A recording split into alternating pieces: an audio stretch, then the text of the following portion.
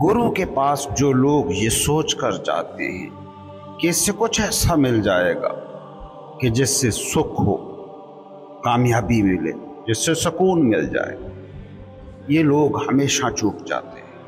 ये लोग समझ ही नहीं रहे कि उनकी नज़र में गुरु अहम नहीं है, वो ज़रूरत गुरु से कहीं बड़ी है। जिस ज़रूरत की तशफ़ी के लिए वो उसके पास गए। कितने ही मुर्शिद हैं, कितने ही गुरु हैं, ये नहीं कि थे और अब नहीं हैं, अब भी हैं, मगर अब लोग चूकने वाले ज़्यादा हैं। जो अपने गुरु को अपना सब कुछ छीनने नहीं देता, जो गुरु के सामने अपना सारा नफ्सियाती ढांचा हार नहीं जाता, तो गुरु चाहे जितना भी कामिल हो, वो उससे कुछ भी नहीं पा सकता। जो गुरु के पास पाने जाता है वो कुछ भी नहीं पाता। और मज़े की बात है कि जो गुरु के पास अपना सब कुछ हारने जाता है वो सब कुछ पा लेता है। याद रखना, पीर और मुरीद, मुर्शिद और सालिक के रिश्ते में मुरीद क्या पाएगा या क्या नहीं पाएगा, इसका इन्हसार पीर, मुर्शिद, गुरु पर नहीं होता, बल्कि इसका इन्हसार होता है मुरीद पर, सालिक पर। वो क्या खोने को तैयार है, ये चीज़ तय करती है कि मुर्शिद से उसे क्या मिलेगा। क्या वो अना का झूठ छोड़ने पर तैयार है? क्या वो जहन की तारीकियों में ढली इस दुनिया को त्यागने पर तैयार है जिसने उसे अपना आप मान लिया है? क्योंकि गुरु जिस मीडियम से बात करता है वो मीडियम अनाई दिमाग की समझ में ही नहीं आता। आज भी आप किसी फकीर के पास गुजरें तो 99.9% चांसेस यही हैं कि तुम उससे चूक जाओगे।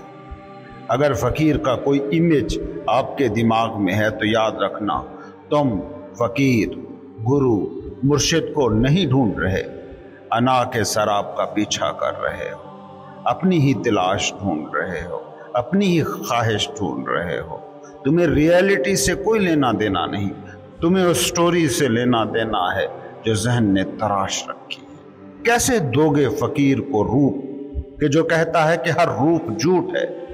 तुम जब गुरु के पास जाते हो तो जज करते रहते हो, उसकी बातों को, उसके लिबास को, उसकी हरकतों को, उसके उठने बैठने को, उसके खाने पीने को, उसके चलने फिरने को। याद रखना, ऐसा शख्स कभी किसी गुरु तक नहीं पहुंच सकता, क्योंकि वो गुरु को ढूंढ ही नहीं रहा। वो फकीर के, गुरु के उस इमेज को ढूंढ रहा है जो उसके अपने जहन में मौजूद है। इसलिए ढोंगी फकीरों का काम आसानी से चल जाता है, क्योंकि वो आपकी नफ्सियात को जानते हैं। उन्हें पता है कि तुम फकीर के नाम पर, गुरु के नाम पर कौन सी तस्वीर ढूंढ रहे हो। समझो, तुम्हारे जहन में जो तस्वीर है, जो जैसी भी है, जितनी भी परफेक्ट है, मगर उसमें खराबी है, वो मुर्दा है, क्योंकि वो दिमाग के मुर्दा खाने में पड़ी है, वहीं पर तख्लीक हुई थी। तुम्हारी सोचों ने उसे ढाला है, तुम्हारे दिमाग की प्रोग्रामिंग ने उसे तख्लीक किया है। तुमने किसी से सुना कि फकीर ऐसा होता है, तुमने कहीं पढ़ा कि फलां फकीर ऐसे रहता था, तुमने अपने बड़ों से, अपने खतीबों से सुना कि वली ऐसा होता है, फकीर ऐसा होता है, मुर्शिद ऐसा होता है। तो तुमने इन सारी मालूमात को जमा करके अपने जहन में एक पिक्चर बनाई, एक इमेज तराशा। याद रखना, कभी कोई इमेज, कोई तस्वीर जिंदा नहीं होती, उसमें सांस नहीं होती। जिंदा फकीर तुम्हारी किसी भी बनाई गई तस्वीर के मुताबिक हो ही नहीं सकता, क्योंकि जिंदगी की नेचर तगय्युर है, जिंदगी की नेचर चेंज है, तब्दीली है।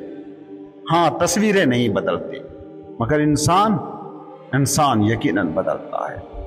तुम्हारा फकीर का तसव्वुर स्टिल है, साकित है, जबकि फकीर सीमाब सिफत होता है।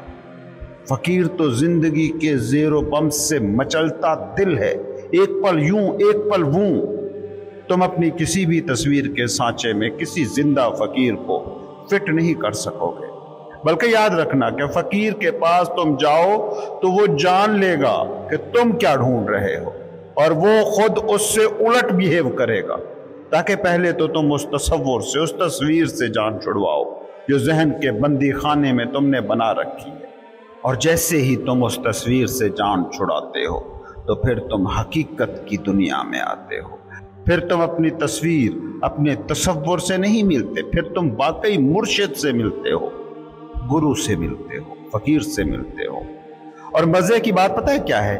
کہ جیسے ہی تم اس تصویر، اس تصور سے آزاد ہوتے ہو جو تمہارے ذہن میں موجود تھا، تو اس کائنات کا ذرہ ذرہ تمہارے لیے گرو بن جاتا ہے، مرشد بن جاتا ہے، کیونکہ اس کائنات کا ذرہ ذرہ بس اسی ایک ہی کا ظہور ہے۔ صوفیوں کی زبان میں کہوں تو لا موجود الا اللہ۔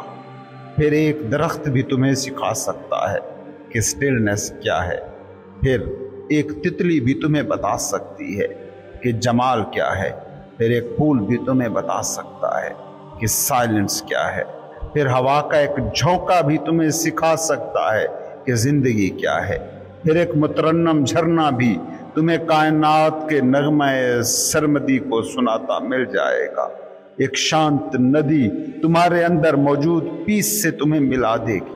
کبھی سوچا ہے مرشد سالک کے ساتھ کرتا کیا ہے؟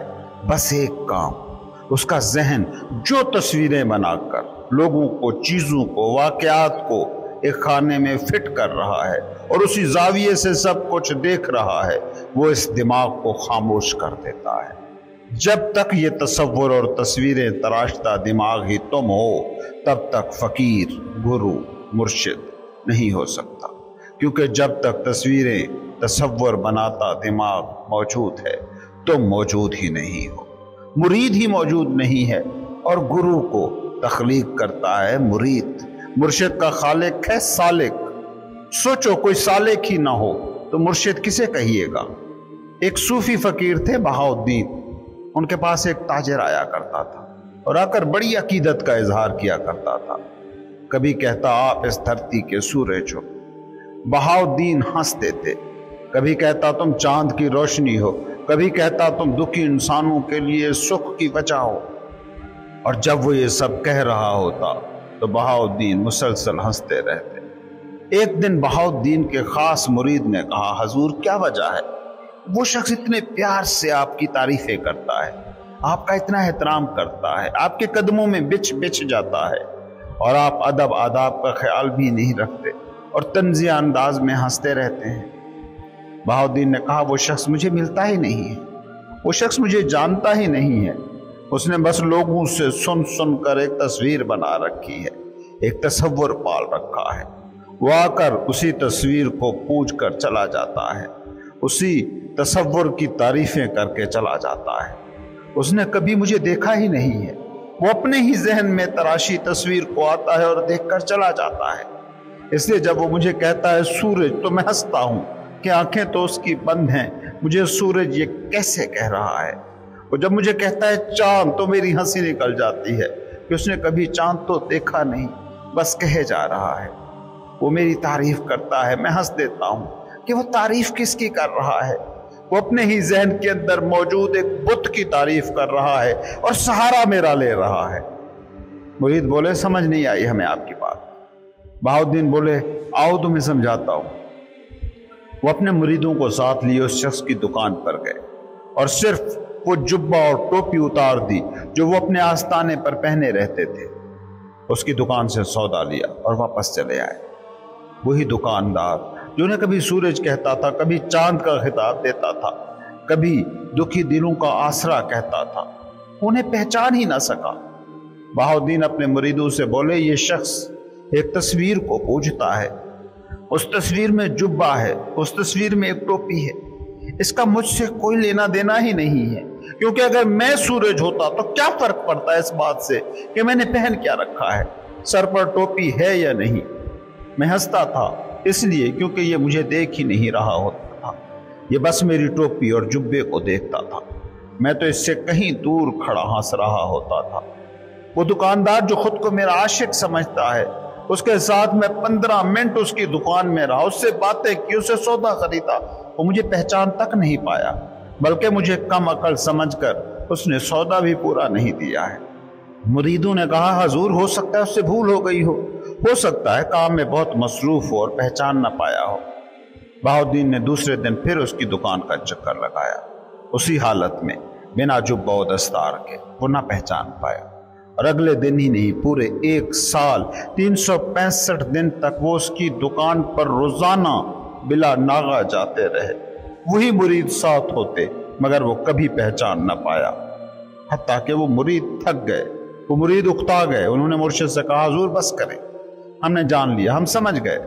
اور کتنی مزے کی بات ہے کہ اس پورے سال میں بھی وہ شخص ان کی محفل میں آتا رہا اور اس کے وہی ڈھنگ رہے، وہی تعریفیں کرتا رہا، وہی تم سورج ہو تم چاند ہو کے راگ الاپتا رہا۔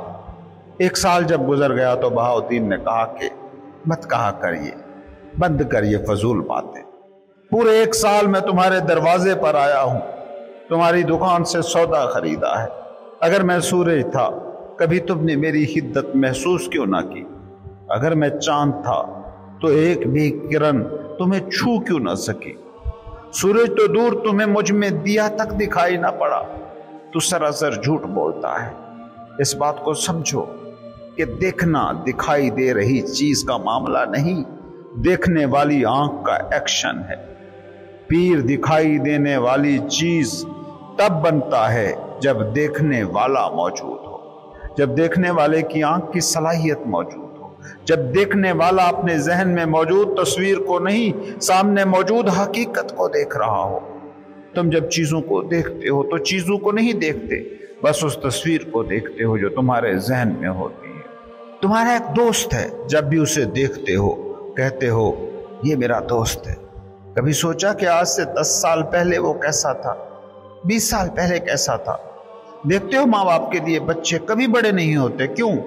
کیونکہ وہ حقیقت کو نہیں دیکھتے ہوتے کہ بچہ بڑا ہو گیا ہے، وہ اس تصویر کو دیکھ رہے ہوتے ہیں جو انہوں نے اپنے ذہن میں بنا رکھی ہے۔ تم گرو کو کیسے پاؤ گے؟ چولے، چوغے، جبے، دستار، ٹوپی کو ہی پہچانو گے نا، کیونکہ تمہارے ذہن میں گرو کی تصویر یہی بنتی ہے۔ تم اس تصور کے، اس تصویر کے پجاری ہو، اس لیے ہمیشہ فقیر تم سے چوک جاتے ہیں، گرو تم سے چوک جاتے ہیں۔ ہمیشہ جبہ و دستار کو تم پہچان پاتے ہو، ہمیشہ کچھ حرکتیں کرتے، کچھ ریاضتیں کرتے، کچھ خاص رنگ ڈھنگ کو تم دیکھ پاتے ہو۔